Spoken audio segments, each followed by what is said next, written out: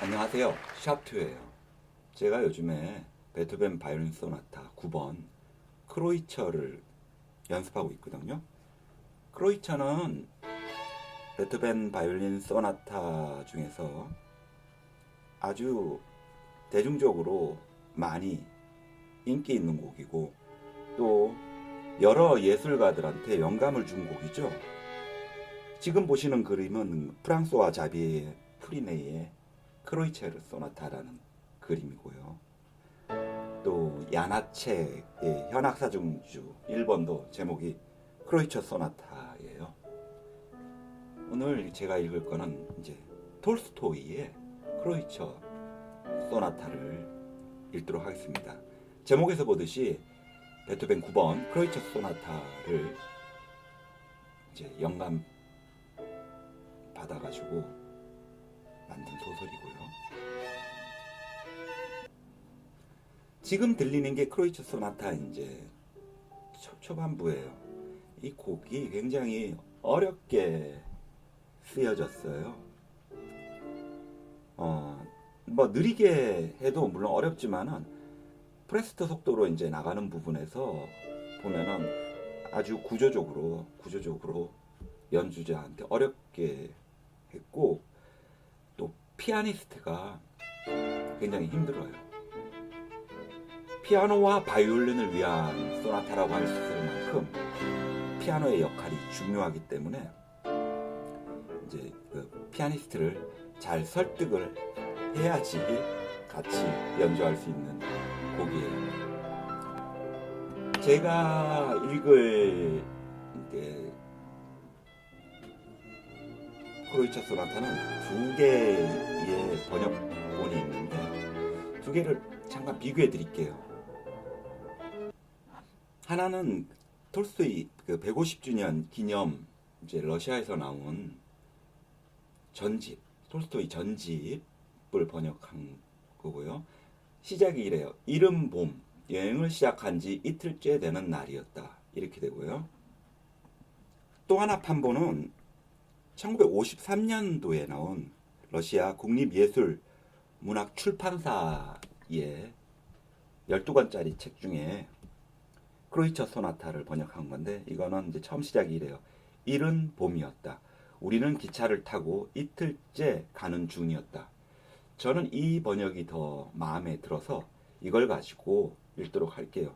더 직감적으로 상황이 이해가 되거든요. 이른 봄이었다. 우리는 기차를 타고 이틀째 가는 중이었다. 이거랑 좀 전에 읽었던 거는 이른 봄, 여행을 시작한 지 이틀째 되는 날이었다. 여기서 지금 우리라는 게 나오는 게 지금 중요한 거기 때문에 저는 이 번역이 더 좋을 것 같아서 이걸로 읽겠고요. 읽는 동안의 배경음악은 크로이처 소나타의 영감을 받아서 야나체기 작곡한 야나체기 현악사중주 1번 크로이처를 가지고 배경음악을 삼도록 하겠습니다.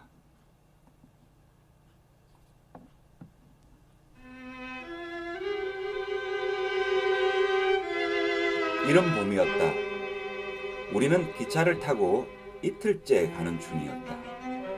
단거리 여행객들이 들락날락하고 있었지만 나 외에 세 사람은 기차가 출발했을 때 승차한 자리를 떠나지 않은 채 여행하고 있었다.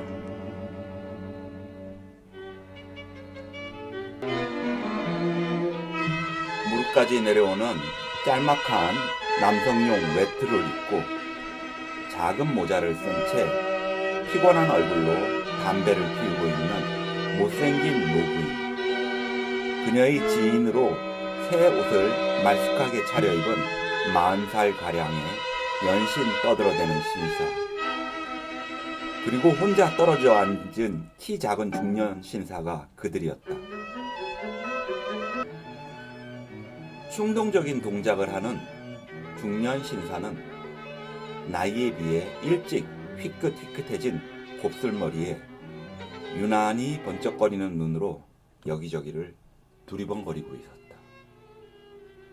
그는 고급 재봉사가 만든 아스트라한 가죽으로 옷깃을 댄 낡은 외투를 입었고 높은 아스트라한 가죽 모자를 쓰고 있었다. 그가 외투의 단추를 끌으자 안쪽에 바네트와 자수가 있는 러시아 루바하가 보였다. 이 신사는 기침할 때 가래를 내뱉는 것과 비슷한 혹은 웃음이 갑자기 중단될 때 나는 것과도 같은 이상한 소리를 가끔 내었다. 신사는 여행 내내 승객들과 사귀거나 통성명하기를 애써 피하고 있었다. 이웃 승객들이 말을 걸면 짧고 퉁명스럽게 대답하거나 책을 읽거나 창밖을 바라보며 담배를 피우기도 하고 자신의 낡은 여행용 가방에서 음식을 꺼내 먹기도 하고 입가심으로 차를 마시기도 했다. 난 그가 외로워 보여 몇 번 말을 걸어보려 했다. 하지만 우리는 비스듬히 마주 앉아 있어서 서로 눈이 마주칠 때마다 그는 매번 외면하며 책을 읽거나 창밖을 바라보았다. 이틀째 되던 날 저녁 무렵 기차가 큰 역에 정차하고 있는 동안 신경이 예민한 이 신사는 기차에서 내려 뜨거운 물을 얻어와 차를 우려내고 있었다. 깔끔한 새 옷차림의 신사는 나중에 알았지만 변호사였다. 남성복 외투를 입고 담배를 피우던 옆자리 여성 승객과 함께 차를 마시러 역 구내로 갔다. 신사와 부인이 없는 동안 몇 명의 새로운 사람들이 객차 안으로 들어왔는데 그 중에는 키가 크고 면도를 한 얼굴에 주름이 많은 노인이 있었다. 일카 외투를 입고 굉장히 큰 차양이 달린 스크노 모자를 쓴 그는 상인임에 틀림없었다. 상인은 부인과 변호사의 자리 맞은편에 앉자마자 함께 들어온 점원으로 보이는 젊은이와 대화를 했다. 나는 비스듬히 마주 앉아 있었는데 기차가 서 있었기 때문에 지나가는 사람이 아무도 없는 그 몇 분 동안에 그들의 대화를 틈틈이 들을 수 있었다. 처음에 상인은 겨우 한 정거장 거리에 있는 자신의 영지로 가는 중이라고 말했다. 의뢰 그렇듯이 그 다음에 그들은 물가와 장사에 대해 이야기했다. 모스크바는 현재 어떻게 무역을 하고 있는가에 이어 느제고로스카야 야르만카에 대해 이야기했다. 점원이 그들이 잘 아는 어떤 부자 상인의 떠들썩한 주연에 대해 이야기를 꺼냈다. 하지만 노인은 그의 말을 중간에서 가로챈 후 자신이 과거에 참석했던 후나비노의 떠들썩한 주연들에 대해 말했다. 그는 자신이 그 주연들에 참석했다는 것이 자랑스러운 것 같았다.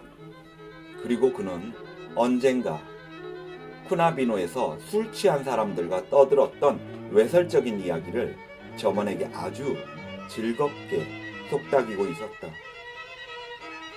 점원이 온 객차가 떠나갈 정도로 크게 웃자 노인 역시 누런이 두 개를 드러내며 웃었다. 나는 재미있는 이야기가 나올 것 같지 않아서 열차가 출발하기 전까지 잠시 플랫폼을 어슬렁거리기 위해 자리에서 일어났다. 출입문에서 뭔가에 대해 활기찬 대화를 나누며 오고 있는 변호사의 부인을 만났다. 시간이 없을 텐데요. 곧 두 번째 기적이 울릴 겁니다. 호감형의 변호사가 내게 말했다. 아니나 다를까 객차 끝까지 가지도 못했는데 바로 기적이 울렸다. 내가 되돌아왔을 때 부인과 변호사의 활기찬 대화는 계속 이어지고 있었다. 늙은 상인은 그들의 맞은편에서 앞을 응시하며 가끔은 찬성하지 않는다는 듯이 이를 꽉 깨문 채 말없이 앉아 있었다. 그래서 그녀가 자기 남편에게 직접 선언해 버렸습니다.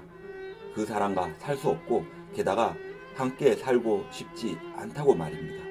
왜냐하면 변호사는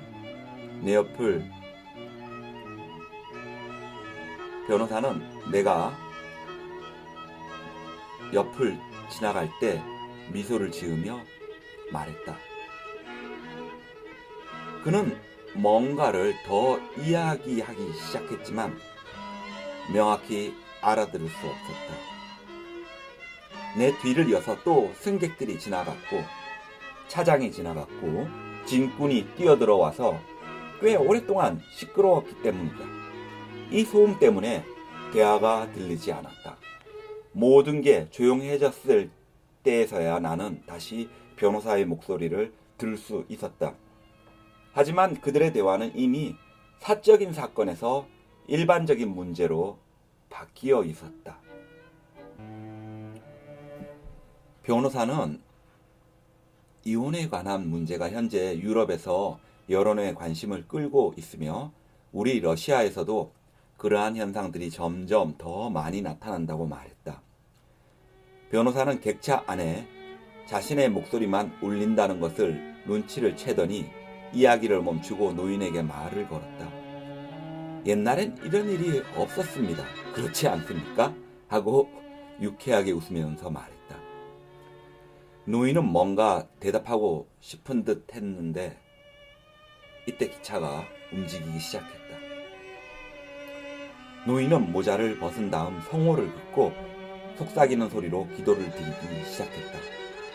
변호사는 시선을 돌리고 정중히 기다렸다.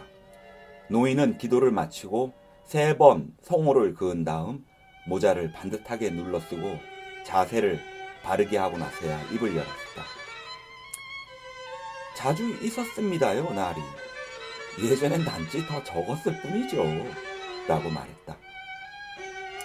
이런 일이 오늘날에는 있어서는 안 됩니다. 벌써 사람들이 교육을 아주 잘 받고 있잖아요. 기차가 속도를 올리기 시작하자 바퀴와 레일이 부딪히는 소리가 울려 퍼졌다. 그래서 노인의 말을 명확히 알아듣기가 힘들었지만 흥미로웠다. 나는 더 가까이 자리를 옮겨 앉았다. 내 맞은편에 앉아있는 번쩍거리는 눈을 가진 신경이 날카로워 보이는 신사 역시 흥미를 느낀 게 분명했다. 그는 자리에서 일어나지도 않은 채 귀를 기울여 이야기를 듣고 있었다. 그럼 교육이 잘못되었다는 건가요? 부인이 엷은 미소를 지으며 물었다. 신랑과 신부가 심지어 서로 얼굴도 못 본 채 결혼하던 옛날이 정말로 또 저같다는 건가요? 그녀는 대부분의 부인들이 그러듯이 상대방의 말은 아랑곳 없이 자신이 하고 싶은 말만 하면서 이야기를 계속 이어나갔다. 옛날엔 서로 알지도 못하면서도 사랑을 했을까요? 서로 사랑할 수 있었을까요? 옛날 여성들은 무턱대고 시집가서 평생 고통을 당했잖아요. 그런데도 선생님의 생각엔 그게 더 좋다는 거예요? 그녀는 물었다. 그녀는 나와 변호사를 향해서는 몸을 휙 돌렸지만 자신과 대화하던 노인은 거들떠보지도 않았다. 벌써 사람들이 교육을 아주 잘 받고 있잖아요. 상인은 부인을 경멸하듯 쳐다보며 그녀의 질문에는 대꾸도 하지 않은 채 조금 전에 한 말을 되풀이했다. 교육과 부부 간의 불화를 선생님께서 어떻게 설명해 주실지 알고 싶습니다. 변호사가 엷은 미소를 지으며 물었다. 상인이 뭔가를 말하고 싶은 눈치였지만 부인이 그만 그의 말을 가로채버렸다. 아니에요. 그런 시대는 벌써 지나갔어요. 그러나 변호사가 그녀의 말을 제지했다. 저분이 자기 생각을 표현하도록 해주시죠. 교육으로 인해 생기는 바보 같은 짓거리들입니다. 노인이 단호하게 말했다. 사람들은 서로 사랑하지 않은 사람들을 결혼시키고는 나중엔 그들이 조화롭게 잘 살지 못한다고 놀리곤 하잖아요. 부인은 변호사와 나를 번갈아 바라보더니 자리에서 일어나 허리에 손을 올린 채 웃으면서 귀 기울여 대화를 듣고 있던 점원을 뒤돌아보며 재빨리 말했다. 사실 그건 주인이 자기 마음대로 동물들을 짝짓기 시키는 것과 다름없어요. 하지만 사람들은 누구나 기호나 사랑하는 대상들을 가지고 있잖아요. 그녀는 일부러 상인의 감정을 상하게 하려는 듯이 말했다. 그렇게 말씀하시는 건 부당합니다. 동물은 가축이지만 사람에겐 법이 있지 않습니까? 노인이 말했다. 하지만 사랑이 없다면 그 사람과 대체 어떻게 같이 살 수 있을까요? 부인은 자신의 견해를 아마 매우 새로울 것이라 여기며 서둘러 표명했다.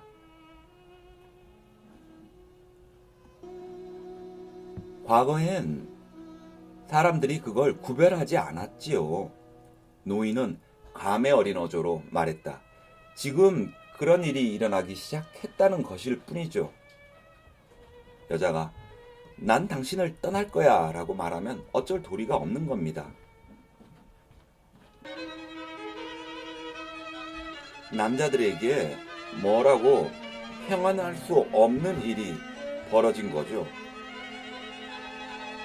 유행이 시작된 겁니다. 여자가 말합니다. 자, 여기 당신 루바와 바지가 있어. 난 방카에게 갈 거야. 당신보다 그 사람이 더 매력적인 곱슬머리를 가지고 있더라고. 이러면 그만입니다. 그러니까 여자에겐 우선 두려움이 있어야만 합니다.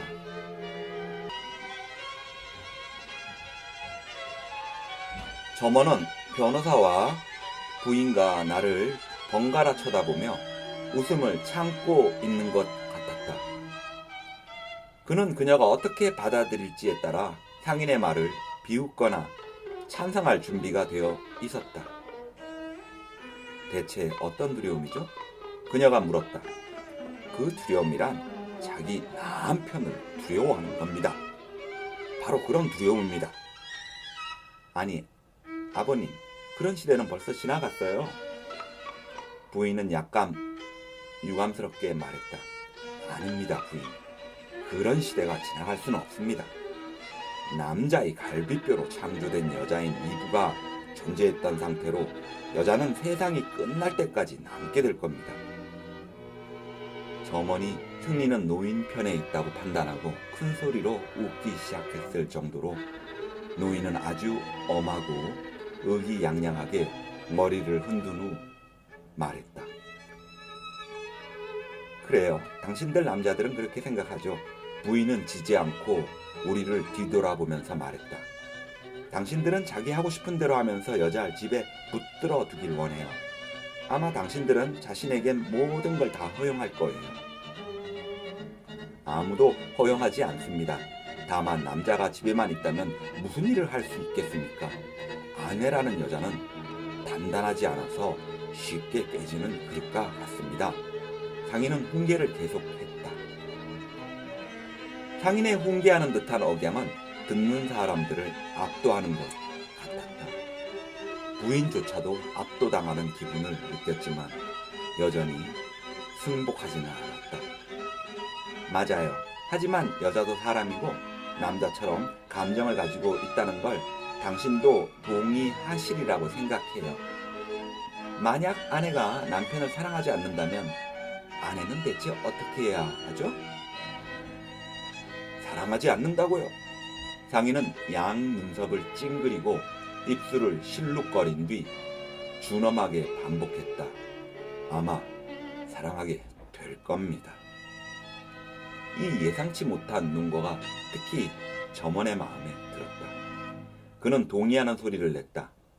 아니에요. 사랑하지 않을 거예요. 사랑이 없다면 절대로 그걸 강요해서는 안 되니까요. 부인이 반복했다. 그런데 만약 아내가 남편을 배신하게 되면 그때는 어떻게 해야 합니까? 변호사가 물었다. 그런 일이 일어나서는 안 됩니다. 그런 일이 일어나지 않도록 주의해야 합니다. 노인이 말했다. 그런데 만약 그런 일이 일어나게 된다면 그때는 어떻게 해야 합니까? 사실 그런 일이 여기저기서 일어나고 있잖아요. 남의 집에선 그런 일이 일어나도 우리 집에서는 일어나지 않습니다. 노인이 말했다. 모두가 잠시 침묵했다. 점원은 몸을 옆으로 살짝 움직였다. 그는 다른 사람들에게 뒤처지고 싶지 않은지 미소를 지으며 말했다. 네, 그렇습니다요. 제가 아는 젊은이들에게 어떤 스캔들이 발생했습니다. 젊은이가 뭘 판단해서 결정하는 건 대단히 어려운 겁니다. 그래서인지 행실이 바르지 못한 여자에게 걸려들었죠. 그 젊은이는 착실하고 교양을 갖춘 사람이었습니다. 그런데 여자가 방탕한 생활을 하기 시작했습니다. 처음엔 사모함과 바람을 피웠습니다. 그땐 좋은 말로 설득했습니다. 그래도 바람이 멈추지 않았습니다. 그녀는 온갖 더러운 짓들을 했습니다. 그의 돈을 훔치기 시작했습니다. 그래서 그는 그녀를 구타했습니다. 하지만 그녀는 계속 더 나쁜 짓을 했습니다. 점잖지 못한 말을 써서 죄송합니다만 세례를 받지 않은 사람과도 놀았고요. 유태인과도 연애도 하고 섹스를 했어요. 그 사람이 대체 뭘 어떻게 할 수 있겠습니까?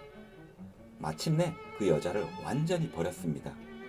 지금 그 사람은 독신으로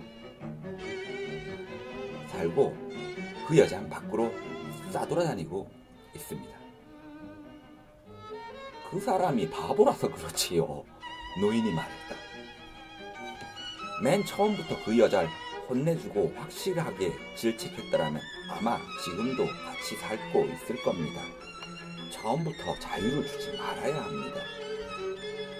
들판의 야생마와 집안의 마누라는 믿지 말라라는 속담도 있지 않습니까? 이때 차장이 다음 정거장에서 내리는 사람이 있는지 표를 검사하러 왔다. 노인은 자신의 표를 건네주었다. 그렇습니다. 여성을 적시에 혼내줘야만 합니다. 그렇지 않으면 모든 게 끝장입니다.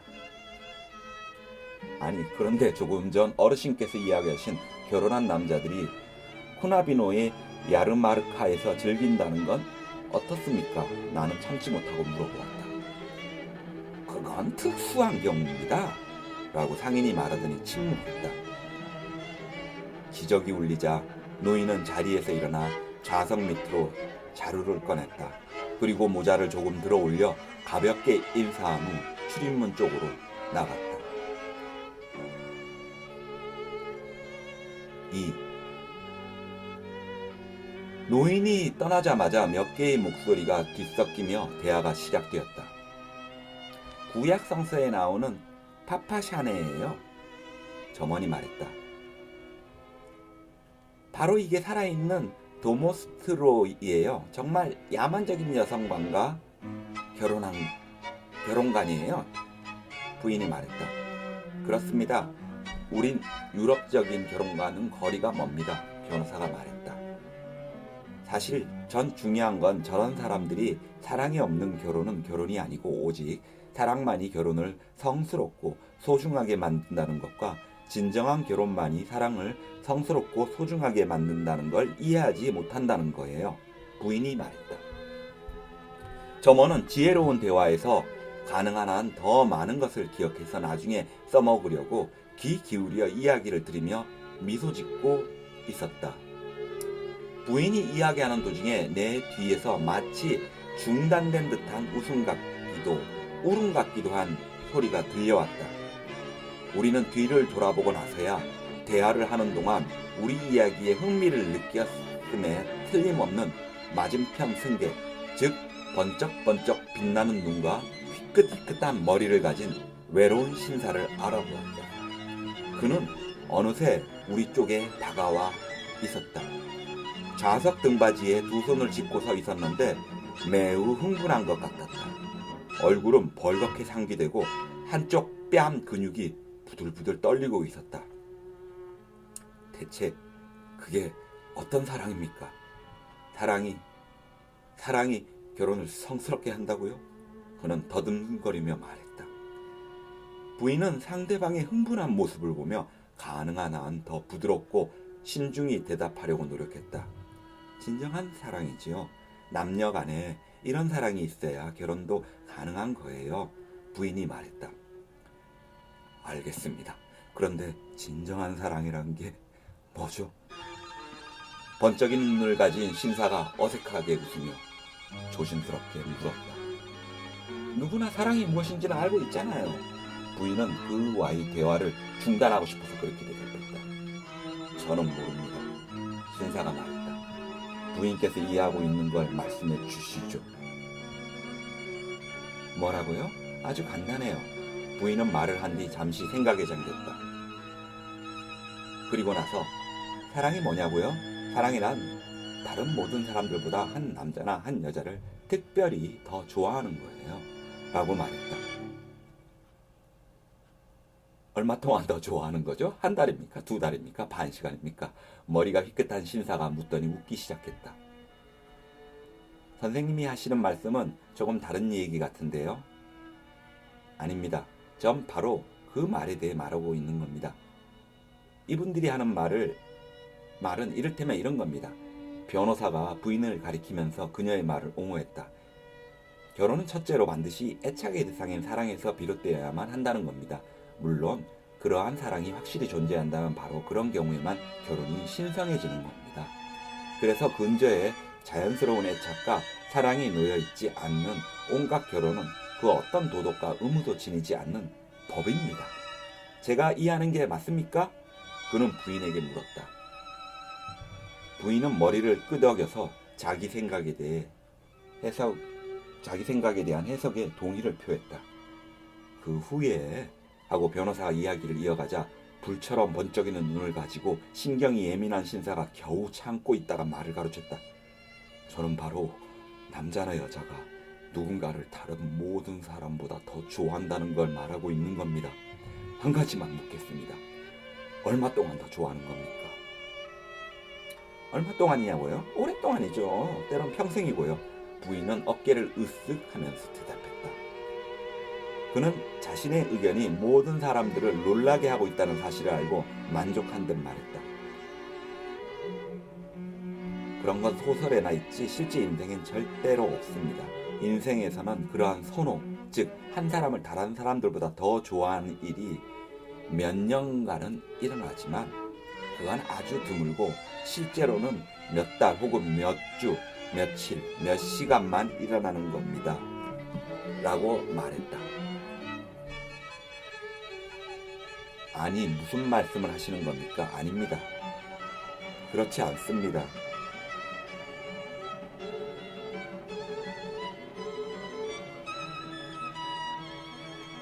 우리 세 사람 모두가 한 목소리로 상대방의 말을 막았다. 심지어 점원도 뭔가 찬성하지 않는다는 소리를 냈다. 아닙니다. 제가 알기로. 하고 머리 휘끈한 신사가 우리를 제압했다. 여러분은 존재한다고 간주되는 것에 대해 말씀하시지만 저는 실제로 존재하는 것에 대해서 말하고 있는 겁니다. 어떤 남자가 여러분이 사랑이라 부르는 걸 찾고 있다면 사실 그는 아름다운 여인을 찾고 있는 것일 뿐입니다. 아니, 이건 좀 심하시군요. 무슨 말씀을 하시는 겁니까? 사랑이라 불리는 감정, 그리고 몇 달이나 몇 해가 아니라 평생 자신의 마음을 누군가에게 내맡기는 감정이 사람들 사이에도 있지 않나요? 아니요, 없습니다. 가령 한 남자가 평생 어떤 여자를 더 좋아한다고 생각할지라도 그 여자는 10중 8구 다른 남자를 더 좋아하게 될 겁니다. 그런 일은 세상에 항상 있었고 지금도 그렇습니다. 신사는 권력 케이스에서 담배를 꺼내 피우기 시작했다. 하지만 아마 서로 사랑하는 일도 있을 겁니다. 변호사가 말했다. 아니요, 그런 일은 있을 수 없습니다. 신사는 반박했다. 그건 완두콩 깍지 속에 가장 마음에 드는 완두콩 두 알이 나란히 들어있을 수 없는 것과 같습니다. 게다가 여기엔 어떤 불신이라는 게 존재하는 게 아니라 권태라는 문제가 존재하는 것 같습니다. 평생 한 여자나 한 남자를 사랑한다는 건 양초가 평생 타는 것과 같습니다. 그는 담배 연기를 흠뻑 빨아들이면서 말했다. 하지만 선생님은 계속 육체적 사랑에 관해서만 말씀하고 계시잖아요. 이상의 일치의 바탕을 둔 사랑, 정신적 친화성의 바탕을 둔 사랑을 허용하지 않나요? 부인이 물었다. 정신적 친화성, 이상의 일치. 그는 소리를 내어 그녀의 말을 반복했다. 하지만 그런 경우엔 함께 잘 필요가 없겠지요. 무리한 표현을 용서하십시오. 그런데 사실은 이상의 일치 때문에 사람들이 함께 잠자리에 드는 법입니다. 그는 신경이 과민해져 웃기 시작했다. 하지만 선생님이 말씀하시는 것과 사실은 일치하지 않습니다. 엄연히 부부 생활이 존재하고 있고 전 인류나 대부분의 인류가 결혼 생활을 하고 있고 많은 사람들이 정직하게 지속적인 결혼 생활을 하고 있으니까요. 변호사가 말했다. 머리가 희끗한 신사가 다시 웃기 시작했다. 그런데 선생님은 결혼이 사랑에 입각한다고 말씀하시지 않습니까? 그리고 제가 감각적인 것이 아닌 사랑의 존재에 대해 의심하니까 선생님은 여러 가지 결혼이 존재하고 있다는 것으로서 사랑의 존재를 저에게 증명하고 있습니다. 하지만 우리 시대의 결혼은 하나의 기만적인 행위입니다. 아닙니다. 변호사가 말했다. 저는 다양한 결혼들이 존재해왔고 존재하고 있다는 것만 말씀드리고 있는 겁니다. 물론 다양한 결혼이 존재하지요. 다만 왜 그러한 결혼들이 존재하고 있을까요? 그 속에 뭔가 신비한 것, 즉 신 앞에서 의무를 지우는 성스러운 예식이 있다고 보는 사람들에게 결혼이 존재해왔고 또 존재하고 있습니다. 그런 사람들에겐 결혼이 존재하지만 우리에겐 존재하지 않습니다. 오늘날의 사람들은 성적 결합 외에 아무것도 염두에 두지 않고 결혼하기 때문에 기만하거나 강요하는 행위가 발생하는 겁니다. 만약 기만하는 것이라면 그걸 참는 게 더 쉽습니다.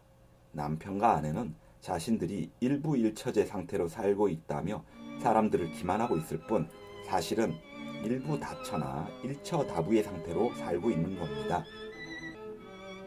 이런 일은 추악한 것이지만 아직도 벌어지고 있습니다. 하지만 이보다 훨씬 더 자주 벌어지는 일이 있습니다. 부부가 평생 함께 살겠다는 외면적 의무인 결혼 약속을 한 뒤 두 번째 달부터 벌써 서로를 증오해 이혼하고 싶어 하면서도 그럭저럭 살고 있는 겁니다. 이런 일 때문에 그들은 술로 세월을 보내기도 하고 총으로 자살하기도 하고 살인하기도 하고 음독 자살하거나 서로를 독살하기도 하는 지옥처럼 끔찍한 일이 발생하는 겁니다. 그는 다른 사람들이 끼어들 기회를 주지도 않은 채 점점 더 열을 올리면서 재빨리 말을 하고 있었다. 모두가 침묵했다. 분위기가 어색했다. 3. 자, 그럼 이야기하겠습니다. 그런데 정말 듣고 싶으십니까?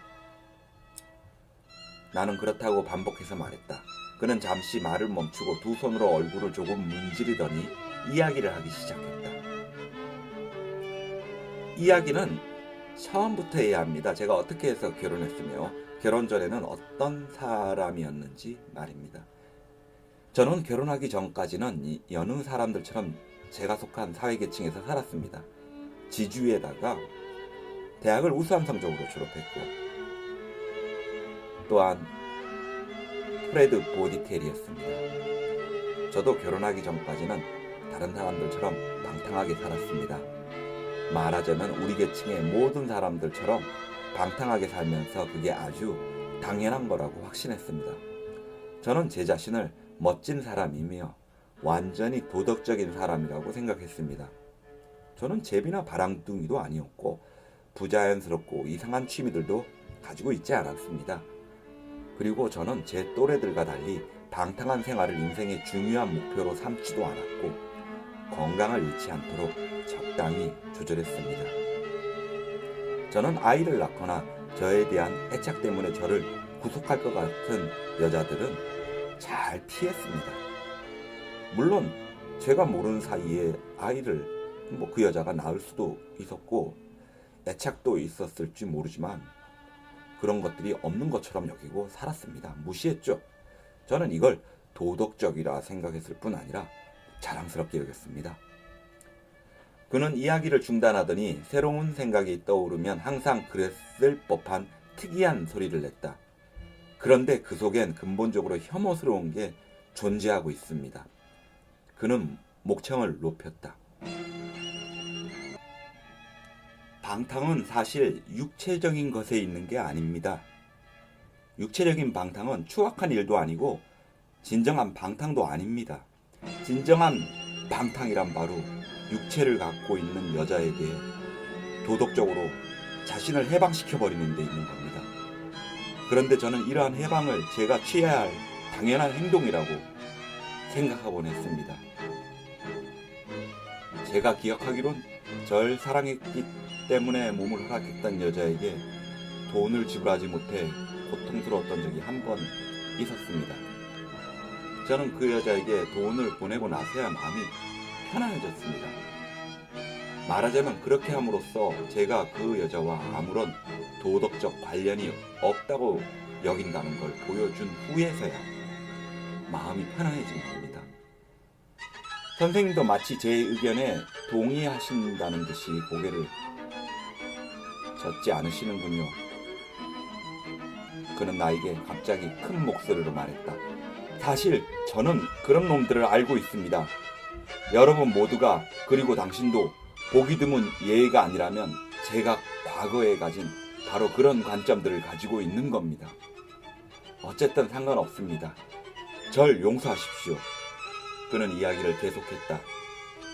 하지만 문제는 이게 무섭다는 겁니다. 무서워요. 무섭고 말고요. 뭐가 무섭다는 겁니까? 우린 그 방탕의 구렁텅이에서 여자들과 관계하며 살고 있기 때문입니다. 그렇습니다. 전 그걸 차분하게 이야기할 수 없습니다. 그 심사분이 말한 사건이 저에게 일어났기 때문이 아니라 그 사건이 저에게 일어난 후부터 제 눈이 열리게 되어 모든 걸 완전히 다른 시각으로 보게 되었기 때문입니다. 모든 걸 반대로요. 모든 걸 반대로 말입니다. 그는 자신의 양 무릎 위에 팔꿈치를 괴고 권련에 불을 붙이더니 이야기를 이어갔다. 어두워서 얼굴은 잘 보이지 않았지만 객차에 덜거덕 거리는 소리 너머로 낮고 듣기 좋은 그의 목소리가 들려오고 있었다. 4. 그렇습니다만 심한 고통을 겪고 나서야 비로소 저는 모든 게 어디서 연유했는지 알았고 그 본질이 어디에 있는지 깨달았습니다. 그래서 저는 존재하는 것에 대한 모든 공포를 알았습니다. 그럼 그 사건이 제게 언제 어떻게 시작되었는지 들어보시죠. 제가 16살이 채 안 되었을 때 이 일이 시작되었습니다. 저는 아직 김나지움에 다니고 있었고, 김나지움은 학교예요. 우리 한국으로 치면은 그 중학교. 제 형은 대학교 1학년생이었습니다. 아직 여자를 잘 몰랐지만 저는 우리 나이 또래의 모든 불행한 아이들과 마찬가지로 이미 순결한 소년이 아니었습니다. 2학년 때 친구들에 의해 몸을 망치게 되었습니다. 여자는 막연한 대상이 아니라 달콤한 무언가 같았고 온갖 여자의 나체가 저를 괴롭혔습니다. 저의 고독은 불결한 것이었습니다. 또래 소년들의 99%가 그랬듯이 저도 괴로워하고 있었습니다. 몹시 두렵기도 했고 괴롭기도 했고 기도하다가 쓰러지기도 했습니다. 저는 이미 상상 속에서나 현실 속에서 타락했지만 아직은 완전히 타락한 건 아니었습니다. 홀로 파멸하고 있었지만 아직 다른 사람에게 의지할 정도는 아니었습니다. 하지만 형에게는 대학생 친구가 하나 있었는데 그는 소위 건달이었습니다. 그는 우리에게 음주와 도박을 가르쳐준 전혀 쓸모없는 무례한이었습니다. 그는 술자리가 끝난 후 그곳에 가자고 설득하더군요. 우린 갔습니다. 형 역시 아직은 순결했지만 바로 그날 밤에 동정을 잃고 말았습니다. 15살 소년인 저는 무엇을 했는지 전혀 알아차리지도 못한 채 저 자신을 더럽히고 여자도 더럽혔습니다. 그러나 제가 한 행위가 더러운 것이라는 말을 어른들 중 누구에게도 들어본 적이 없습니다. 지금도 그런 말을 듣지 못할 겁니다. 사실 그런 말은 십계명에도 있지만 십계명은 시험 볼 때 신부님에게 대답하기 위해서는 필요하지 조건문의 접속사 우투의 용법처럼 전혀 쓸모가 없습니다. 이처럼 저는 제가 존경했던 어른들 중 누구에게도 그게 더러운 거라고 들어본 적이 없습니다. 정반대로 제가 존경했던 어른들에게 그건 일단 하고 나면 자신과의 싸움이나 고통을 진정시켜 줄 거다란 말을 들었습니다. 그런 말을 여러 번 들었고 책에서 읽기도 했고 심지어 건강에 좋다는 말까지 듣곤 했습니다. 친구들은 이 일을 공을 세우거나 용감한 행동인 것처럼 이야기했습니다. 여기엔 좋은 것 외엔 아무것도 보이지 않았습니다. 질병에 걸릴 위험이 없냐고요? 그 위험성도 미리 알고 있었습니다. 이에 대해서는 보건당국이 신경을 써줍니다. 보건당국은 장려촌이 규정을 준수하고 영업하고 있는지 감독하고 김나지움 학생들이 타락하지 않도록 책임지고 있습니다. 의사들은 봉급을 받기 위해 감독하는 일을 하지 않으면 안 됩니다. 그들은 가끔 타락에 빠지는 것이 건강에 유익하다고 주장하고 있기 때문에 올바르고 깨끗한 타락을 규정하고 있는 겁니다. 그러한 의미에서 아들의 건강에 신경을 쓴 어머니들도 있습니다. 과학이 그들을 장려촌으로 보내고 있습니다. 과학이요? 왜 그렇습니까? 아니, 의사들이 대체 누굽니까? 과학에 봉사하는 자들입니다. 그게 건강에 필요하다고 주장하면서 젊은이들을 타락시키고 있는 자들이 누굽니까? 의사들입니다. 그런데 나중엔 엄청 거드름을 피우면서 매독을 치료하잖아요. 그럼 매독을 치료하지 말아야 하나요? 제 말은 만약 매독 치료를 위해 쏟는 노력의 1%만이라도 타락을 근절하는 데 쏟았더라면 매독도 오래전에 사라져 버렸을 것이고 사람들이 그런 병이 있다는 걸 잊어버렸을 거라는 겁니다. 그런데 오히려 타락을 권장하거나 조장하고 타락의 안전을 강화하는 데 더 노력을 기울였습니다. 문제는 그게 아닙니다. 그 무서운 일이 저에게 일어났다는 겁니다. 게다가 우리 사회 계층의 90% 이상, 아니 모두에게, 심지어 농부들한테까지 그 무서운 일이 발생했습니다. 저는 어떤 매력적인 여자의 유혹에 넘어가서 타락한 게 아닙니다. 여자가 저를 유혹한 게 아니라 저를 둘러싸고 있는 사회가 타락이 뭔지를 가르쳐 줬기 때문에 타락한 겁니다. 타락을 어떤 사람들은 건강에 가장 합법적이고 유익한 중독이라고 보았고 다른 사람들은 젊은이들에게 가장 자연스러운 쾌락, 용서될 수 있을 뿐만 아니라 심지어 죄가 없는 순수한 쾌락이라고 보았기 때문입니다. 저는 여기에 타락이 존재하는 걸 깨닫지 못했습니다. 저는 단지 그 나이 또래에 필요한 쾌락을 맛보았고 또 어느 정도 욕구에 전념했던 겁니다. 그리고 술을 마시고 담배를 피우는 것처럼 타락에 빠져들었습니다. 그런데 역시 첫 번째 타락엔 뭔가 특별하고 감상적인 게 있었습니다. 지금도 기억나는군요. 그 방에서 나오기 전에 저는 동정을 상실했다는 것과 여성에 대한 관계가 영원히 깨져버렸다는 것 때문에 한없이 울고 싶을 정도로 서러웠습니다. 그렇습니다. 여성에 대한 자연스럽고 순수한 관계가 영원히 파괴되고 말았습니다. 그때부터 이미 저에겐 여성에 대한 순수한 관계가 있을 수 없었습니다. 저는 사람들이 방탕한 자나 바람둥이라고 부르는 사람이 되었던 겁니다.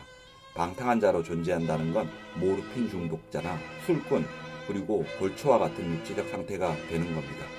모르핀 중독자나 술꾼 그리고 골초가 이미 정상적인 사람이 아닌 것처럼 쾌락을 위해 몇 명의 여자를 경험한 사람 역시 이미 정상적인 사람이 아니라 영원히 타락한 방탕한 자입니다. 술꾼이나 모르핀 중독자를 얼굴이나 태도로 즉시 알 수 있듯이 방탕한 자도 바로 알아볼 수 있습니다. 물론 방탕한 자도 절제할 수 있으며 자신의 욕망과 싸울 수도 있습니다. 하지만 그에겐 여자와 순수하고 분명하며 깨끗하고 친밀한 관계는 절대로 있을 수 없을 겁니다. 젊은 여성을 어떻게 쳐다보는지를 보면 방탕한 자를 알아볼 수 있습니다. 저도 방탕한 자가 되었는데 이게 절 파멸시켰습니다.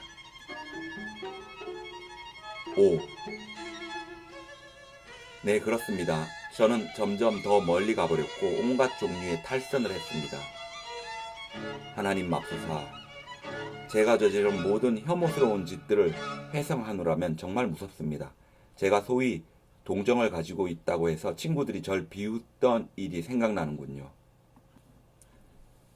자, 여기서부터는 배경음악을 베토벤 현악 4중주 14번으로 바꿉니다. 자, 그래서 친구들이 이제 동정을 가지고 있다고 해서 친구들이 절 비웃던 일이 생각나는군요. 계속 읽겠습니다. 사람들은 황금의 청춘을 지닌 소년들, 장교들, 그리고 파리 시민처럼 멋진 남자를 얼마나 알고 있을까요? 이 모든 신사들과 30살 때의 저, 즉 여자들에게 아주 다양하고 무서운 죄를 저지른 우리 제비들이 세수와 면도를 말끔하게 하고 향수를 뿌리고 깨끗한 속옷 위에 연미복이나 제복을 입고 응접실이나 무도회장에 들어섭니다. 이게 바로 그들이 말하는 순결한 매력이란 겁니다. 과연 무슨 일이 일어날지 잠시 생각해 보십시오. 그놈이 제 여동생이나 딸에게 접근하려고 사귀게 들어오려고 하면 저는 그놈이 어떻게 살고 있는지를 잘 알기 때문에 한쪽으로 불러내 다음과 같이 조용하게 경고해야 할 겁니다. 이봐, 난 네가 어떻게 살고 있고 누구와 밤을 어떻게 보내는지 잘 알고 있어. 여긴 네가 올 자리가 아니야. 여기 있는 처녀들은 순결하고 순진하단 말이야. 썩 꺼져. 이래야 마땅하겠지만 실제로는 제 여동생이나 딸을 껴안고 춤추는 그놈이 부자에다 유럽 인사들과의 인맥을 가지고 있다면 우린 기뻐서 어쩔 줄을 몰라 합니다. 10중 8구 그런 놈은 리골봇이 춤이 끝난 뒤 제 딸에게 정중히 경의를 표할 겁니다. 심지어 그놈이 흉터가 있거나 건강이 나빠도 상관없습니다. 요즘엔 의술이 좋아 잘 치료하니까요. 제가 알기론 상류사회의 몇 처녀를 부모들이 기뻐서 어쩔 줄 몰라 하며 매독 환자에게 시집 보냈습니다. 오, 얼마나 더러운 행위입니까? 이 더러운 행위와 거짓이 폭로될 시대가 반드시 오고 말 겁니다. 그리고 그는 특유의 이상한 소리를 몇 번 내고 찻잔을 잡았다. 차가 아주 진했는데도 10개 만들 물이 없었다. 나는 특별히 마신 차 2잔이 나를 흥분시키고 있음을 느꼈다. 그에게도 차가 영향을 미치고 있음이 틀림없었다. 왜냐하면 그가 점점 더 흥분했기 때문이다. 목소리가 노래하듯이 리드미컬해지고 표현이 더욱 풍부해졌다. 그는 계속 자리를 이리저리 바꾸고 모자를 썼다 벗었다 했다. 우리가 앉아있던 어둠침침한 조명 아래의 얼굴 표정도 이상하게 변하곤 했다. 아무튼 저는 결혼해서 가장 고상하고 깨끗한 가정생활을 꾸려보겠다는 계획을 한순간도 잊지 않고 30살이 될 때까지 적당한 처녀를 찾았습니다. 그는 계속 이야기했다. 저는 방탕에 더러운 늪에 빠져 허우적거리면서도 저에게 적합한 순결한 처녀들을 자세히 눈여겨보았습니다. 그리고 별로 순결해 보이지 않는다는 이유로 많은 처녀들에게 퇴짜를 놓았습니다. 저는 마침내 저에게 딱 어울릴 여자를 발견했습니다. 예전엔 아주 잘 살았지만 지금은 펜자에 몰락한 어느 지주의 2딸 중 하나였습니다. 어느 날 저녁 우리는 달빛이 흐르는 밤중에 보트를 타고 집으로 돌아가던 중이었습니다.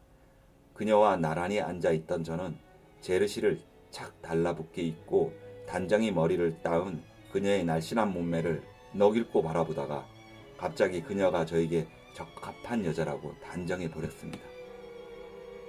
그날 저녁 저는 그녀가 제가 느끼고 생각하다는 걸 다 이해한다고 여겼고 제 자신도 가장 고상하다는 걸 느낀다고 여겼습니다. 하지만 그 본질은 제르시와 머리 모양이 그녀에게 잘 어울렸을 뿐이며 친밀하게 하루를 보낸 뒤 그녀와 훨씬 더 가까워지고 싶다는 욕망을 느낀 것 뿐이었습니다. 이상한 일은 아름다움이 곧 선이라는 완전한 착각이 자주 일어난다는 겁니다. 예쁜 여자가 바보 같은 소리를 해도 사람들은 그걸 알아듣지도 못하고 똑똑하다고 합니다. 예쁜 여자가 추악한 말과 행동을 해도 사람들은 그걸 애교가 있다고 합니다. 그녀가 바보 같은 소리를 하지도 않고 추악한 짓도 하지 않으면 그녀가 정말 똑똑하고 도덕적이며 멋지다고 확신합니다. 저는 희열을 느끼며 집으로 돌아와 그녀는 도덕적으로 완벽하기 때문에 내 아내가 되기에 충분하다고 다짐했습니다. 그리고 이튿날 그녀에게 청혼을 했습니다. 그런데 이게 대체 무슨 혼란일까요? 불행히도 우리 귀족 사회뿐만 아니라 평민들 역시 결혼하는 남자들 중 돈주왕처럼 혼전에 이미 10번 아니면 100번 또는 1000번이나 여자를 소유하지 않은 남자가 하나도 없으니 말입니다. 지금 제가 듣고 관찰하기로는 이걸 농담이 아니라 커다란 문제로 느끼는 순결한 젊은이들이 있습니다. 하나님 그들을 도우소서. 하지만 제 시대엔 그런 젊은이가 10,000명 중에 하나도 없었습니다. 모두가 이걸 알고 있으면서도 모른 척하고 있었다는 겁니다. 모든 소설에는 주인공들의 감정, 연못, 그들이 거니는 덤불숲이 상세히 묘사되어 있고 남자 주인공의 처녀에 대한 위대한 사랑이 묘사되어 있습니다.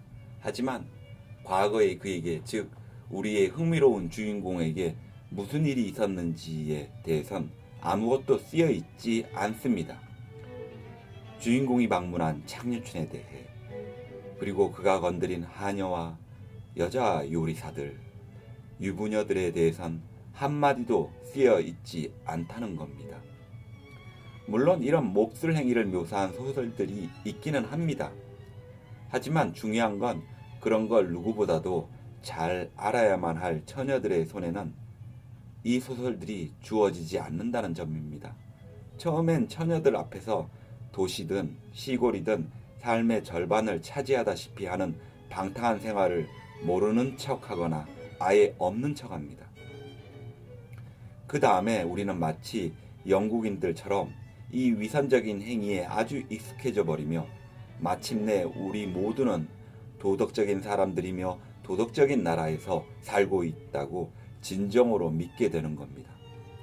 이 불쌍한 처녀들도 이걸 아주 진지하게 믿고 있습니다. 불행한 제 아내도 그렇게 믿고 있었으니까요. 지금도 제가 새 신랑이 되었을 때 아내에게 일기를 보여주었던 게 기억납니다. 그녀는 일기에서 비록 조금이나마 제 과거를 알게 되었습니다. 주로 저에게 있었던 최근의 여성 편력에 관한 것이었습니다. 일기를 보여준 건 아내가 다른 사람을 통해 제 여자 관계를 알 수도 있었으므로 아내에게 말해야 할 필요성을 느꼈기 때문입니다. 아내가 일기를 읽었을 때 그 얼굴에 떠오르는 공포와 절망, 그리고 망연자실한 모습을 기억합니다. 저는 그때 그녀가 절 버리고 싶어 한 걸 알고 있었습니다. 그런데 왜 아내가 저를 버리지 않았는지. 그는 특유의 소리를 내고 잠시 침묵하더니 차 한 모금을 더 마셨다.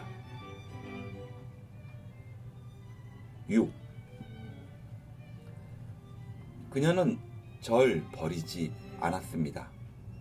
하지만 그때 버리는 게 더 나았을 겁니다. 그게 그녀에겐 더 나았을 거라고요. 그가 소리를 질렀다. 자업자득입니다. 하지만 문제는 그게 아닙니다.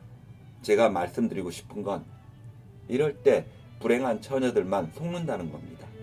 어머니들은 다 알고 있습니다. 특히 자신의 남편으로 인해 교육이 된 어머니들은 이 사실을 너무 잘 알고 있습니다. 그들은 남자의 순결을 믿는 척하면서도 실제로는 전혀 다르게 행동하고 있습니다. 그들은 자기 자신이나 딸을 위해서 남자를 어떤 낚싯대로 낚아야 할지 알고 있습니다. 사실 우리 남자들만 그걸 모르고 있습니다. 알려고 하지 않기 때문에 모르는 겁니다. 그런데 여자들은 우리가 가장 고상하고 시적인 사랑이라 부르는 게 도덕적 가치에 있지 않고 육체관계와 머리 모양, 옷의 색깔과 형태에 있다는 걸 아주 잘 알고 있습니다. 남자를 유혹하는 게 자신의 직업인 여자, 즉 남자 경험이 풍부한 요부에게 다음 중 어떤 걸 선택할지 한번 물어보십시오. 유혹하고 싶은 사람 앞에서 거짓과 앙칼심, 심지어 방탕이 들통난 여자로 있는 게 낫겠는가?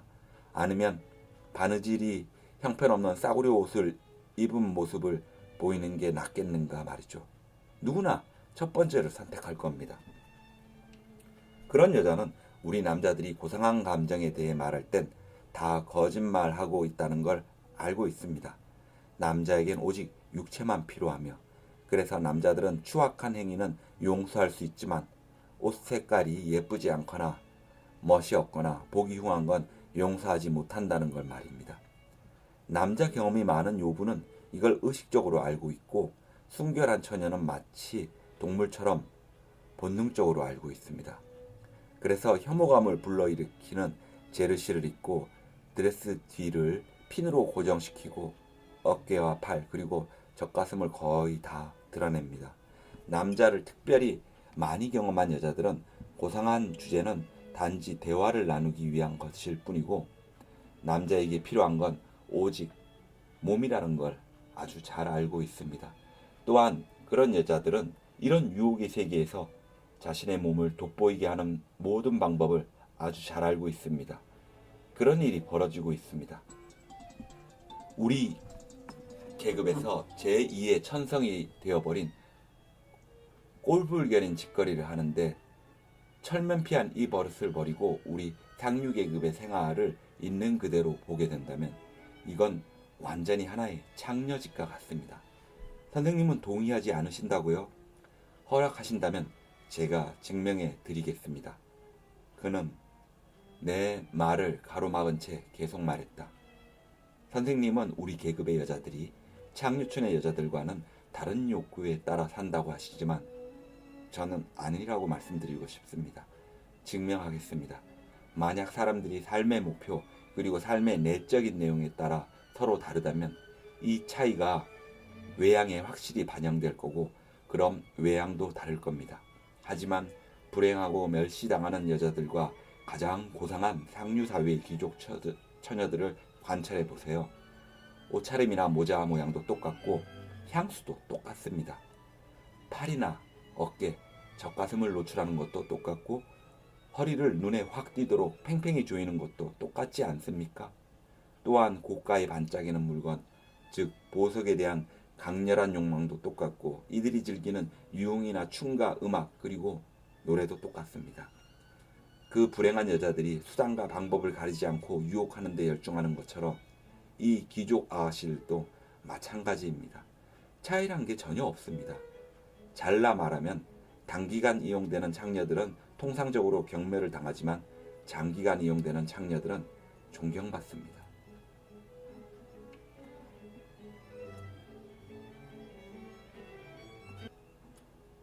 자, 여기까지 읽었습니다. 우리는 여기까지 읽었는데 어때요? 그 대화들이 상당히 마초적인 것을 느낄 수 있죠. 전체적인 이제 줄거리를 이쯤에서 정리를 하기 전에, 한때 이 톨스토이의 이 책이 금서로 당시 지정될 만했을 만큼 당시로 봐도 노골적이고 문체들이 아주 그냥 통렬하죠. 지금 들어도 너무 마초적이다라는 그런 느낌이 들 만큼이니까. 지금 여러분들이 지금 보는 거는 기차 안에서, 소설에서 이제 기차 안에서 나라는 주인공이 기차를 타고 가면서 이제 승객들이 대화를 나누는 거죠. 결혼하고 부부 생활 그리고 이혼 문제에 대한 이야기를 이제 나누는데, 그래서 남성이 여성이 군림하고 통제하는 봉건적인 여성감을 주장하면서, 정작 남편 자신은 사창가에 아무렇지도 않게 출입하면서 그거를 무용담이라고 이야기하는 노인, 또 중매 결혼을 옹호하는 노인의 말에 반박하면서 남녀 상호 간에는 진정한 사랑이 있고 그게 중요하다는 변호사 부부의 말이 이제 오간 뒤에 침묵을 지키던 주인공이자 지금 화자인 러시아 귀족 포즈드니 셰프가 나에게 자신의 경험담을 들려주는 방식으로 진행되거든요. 귀족 포즈디니 셰프가 들려준 이야기는 파국을 맞은 자신의 결혼 생활에 대한 이야기입니다. 포즈디니 셰프는 방탕한 젊은 시절을 보내던 남봉꾼이었는데 청순한 여인과 결혼을 하는 데는 성공했어요. 하지만 여자는 정숙해야 되고 그리고 가정에서의 의무에 충실할 것을 강력하게 요구했고 그로 인해 결혼 생활 초기부터 관계가 별로 안 좋았어요. 그리고 아내는 이런 포즈드니 셰프의 이중성에 점점 정신적으로 피폐해져 가고요. 상상이 가죠. 그런 남자랑 사는 여자의 정신이 어떻게 돼갈지. 그러던 중 포즈드니 셰프는 자신의 아내가 바이올리니스트인 트루하체프스키라는 남자와 베토벤의 크로이처 소나타를 연주하는 모습을 보고 질투를 느끼게 됩니다. 그리고 아내의 불륜을 의심해서 계속 불륜 행각을 추적하게 되고 마침 지방으로 출장을 나갔다가 아내와 트루하체프스키가 자신이 집에 없는 동안 바람을 핀다고 의심에 사로잡혀가지고 예정된 날짜보다 일찍 집으로 돌아왔는데 다정한 모습으로 아내와 트루하체프스키가 있는 것을 목격하게 돼요. 그리고 푸지드니 셰프는 아내를 살해합니다. 포지드니 셰프의 소설에서의 사고방식은 여자에 대해서 사고방식은 아주 마초적이죠. 여자들은 장신구마저도 오로지 남자를 유혹하기 위한 것이라고 얘기하고요. 이 작품은 젊은 시절 본인 역시도 방탕하게 살았던 톨스토이가 나이가 들면서 이제 은둔 생활을 하면서 과거의 자신처럼 향락에 빠진 사회의 일면을 극단적으로 비판한 작품이죠. 포즈드니 셰프 자신도 방탕하고 부도덕한 남봉꾼의 삶을 살고 결혼마저도 일종의 사기극으로 치부하면서 아내한테는 성적 쾌락의 대상이 될 것과 정숙해야만 한다는 걸 요구하는 아이러니 및 사랑을 믿지 않고 의심의 벽을 끝까지 쌓으면서도 그리고 그녀는 전혀 인정하지 못해요. 그리고 죽여버려요. 이런 모습에서 이제 톨스토이는 추잡한 욕망과 결혼의 부조리한 현실을 썼는 거죠. 그러면서 또 톨스토이 입장에서는 크로이체 소나타가 당시 들었을 때는 충격적이었을 거예요. 음악이 자기의 그 영혼까지 뺏어가는 유혹의 대상으로서 느껴졌을 테니까 그래서 크로이체르 소나타가 소설의 주제로서 삼아졌을 것이고요. 자, 이상 우리는 톨스토이의 크로이체르 소나타를 읽어봤습니다. 저는 이거를 연습을 해가지고 연주를 할 거고요. 감사합니다. 이상 샵투였습니다.